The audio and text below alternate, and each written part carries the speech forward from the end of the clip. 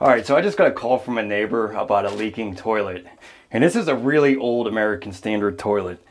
There's a lot of reasons why you wouldn't want to change something like this if you're not going to renovate the bathroom. This situation was actually pretty unique. They actually had the wall built around the back of the tank. So, you know, unless you're going to take on that kind of project to redo this entire thing, it's sometimes just easier to repair it.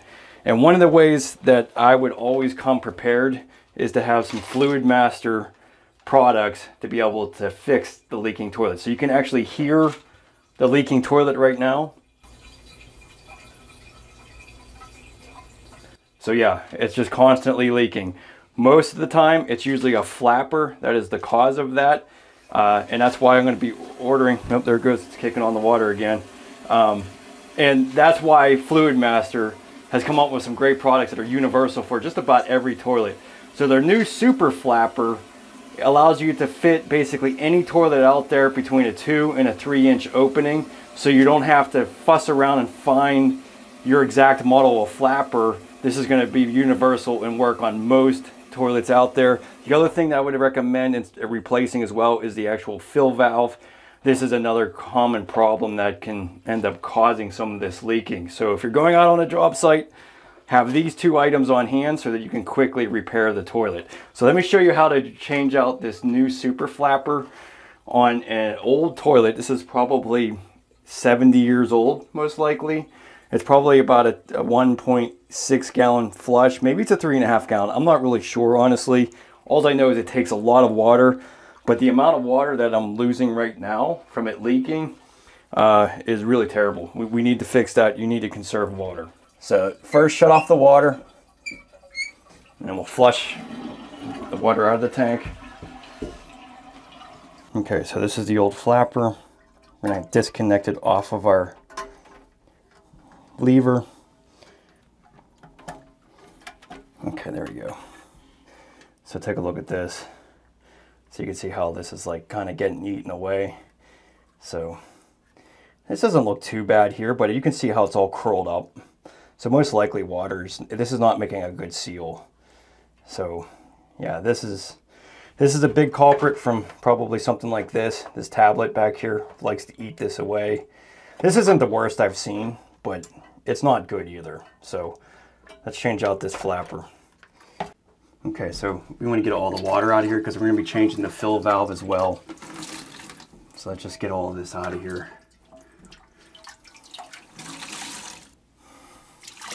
Okay, so we're going to change the fill valve too. It just doesn't make sense to get into removing all this water and not changing that out as well. So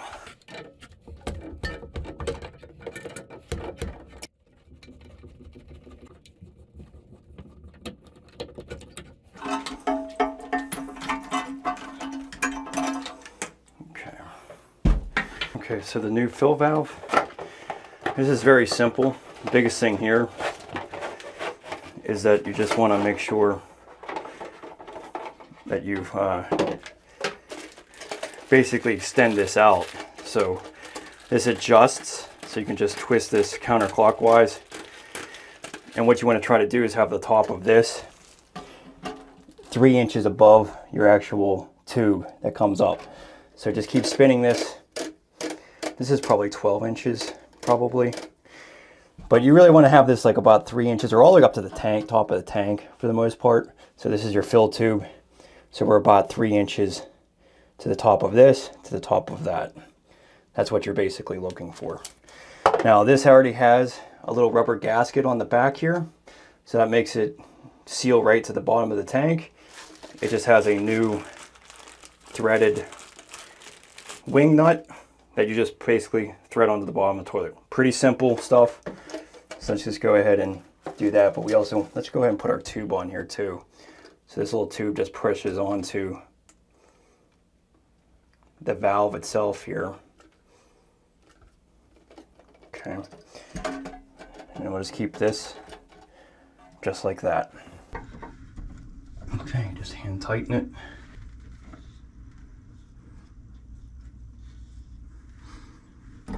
What's that? I'm gonna put a little bit of pipe dope on here just because this is like an old metal connector point.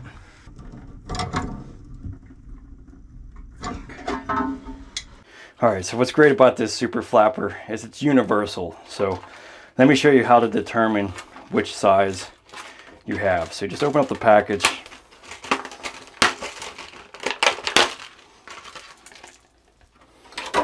And so it has a couple guides on here. So this would be your 2-inch, this would be your 3-inch. So take your old flapper. If it covers the 2-inch like that, then it's a 2-inch flapper that you need to adjust this to. So this would be your 3-inch. Obviously that's not going to cover your 3-inch opening. A lot of new toilets are now becoming 3-inch, but a lot of older ones were that as well. But it's nice to have the choice to be able to change this the way you need to. So now that we know that it's 2-inch that we have to convert this to, essentially all you do is take all the blue off. So this big bulb comes off the bottom. We also take off the rubber gasket that's blue. So this is a blue gasket. That's for the 3-inch. We don't need that. And then we also take off our little connector point for our hinge for the flapper. So these just kind of pry off of here. So all 3 of these you just remove and discard. So now this guy is what you just connect to your existing pivot arm.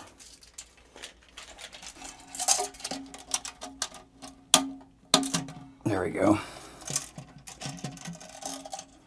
So that just sits right on that old lever, and now you got a flapper that's sealing against that 2-inch opening.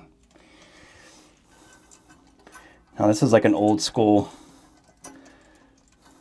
lever here, but you can just connect this right on here, but you're going to need to raise the chain. So that just like works like any other chain. Just gonna take it off of here. So a lot of that opens it up. You just want to make sure that when you have the chain on here, that you're able to fully open the valve or the flapper.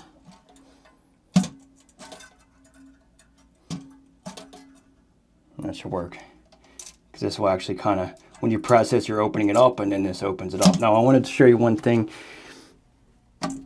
on this flapper.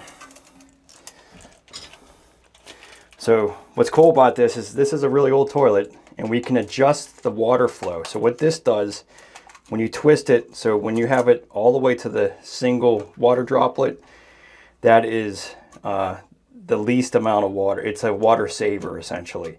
So this is going to save you the most water on that one. I would recommend this for any new toilet that you're replacing, just because most of the new ones have the least amount of water. Basically, you're getting down to like 1 gallon per minute on some of these new toilets. On this old toilet, I'd honestly leave it all the way to the maximum amount. What this does is adjust the buoyancy. So when this is in the water, it's like taking on a little bit more water. And then basically it's essentially keeping this from staying open longer. So the more, when you want to have water saving, the hole becomes bigger and it basically closes the flap sooner. When you have it all the way closed, the flapper is completely buoyant and it's staying open when the water level is going down. So, you know, if you want to save water, what I recommend on an older toilet is to just center it. See how it flushes. If you can save a little bit of water, click it back one, see how it functions, make sure it's flushing. But if you're having problems flushing, just go 1 indicator each. And then again, if you just want the full amount of water that you can get out of the toilet, just make it all the way to the right, and that'll make this float the most buoyant. All right, so let's just go reinstall this. Very simple, and just snaps right onto the little pivot arms. And we'll just put the chain on this old lever, and there we go. So now we'll go ahead and turn the water back on, and we'll make sure that we get the right fill of the water with our new valve. Okay, make sure we fill it up.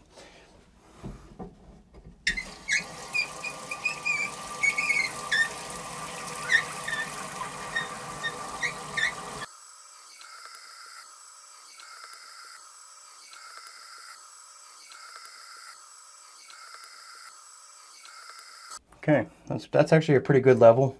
It's 1/2 inch below. So if you wanted to adjust it to make it go higher, you just turn it counterclockwise and it'll raise the float. But we're basically right where we need to be.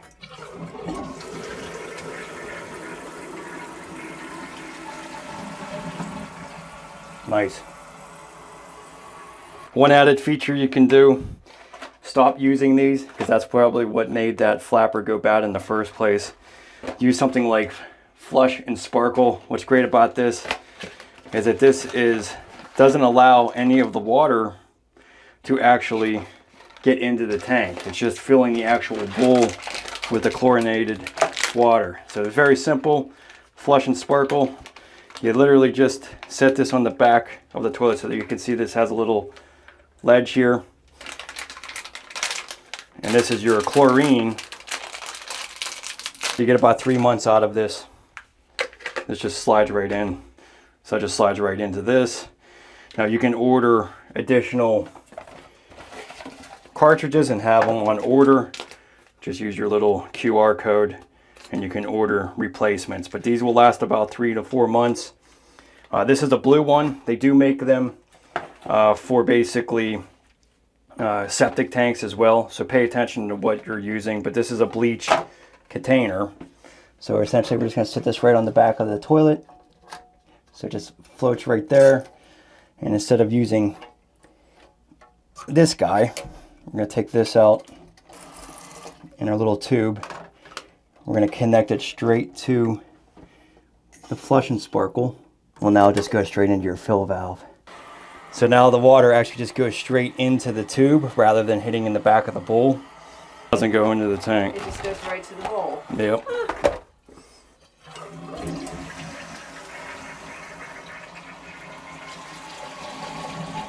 Okay, so now you're just getting bleach in the actual toilet itself and not in the back of the tank. So that's definitely going to preserve all the components in your toilet and you won't have to do this again. So thanks, Fluidmaster. You make this job really easy. Obviously every situation is different. This one was quite challenging with it being in the wall this way, but that's where it's nice to have those components so you can make everything leak free.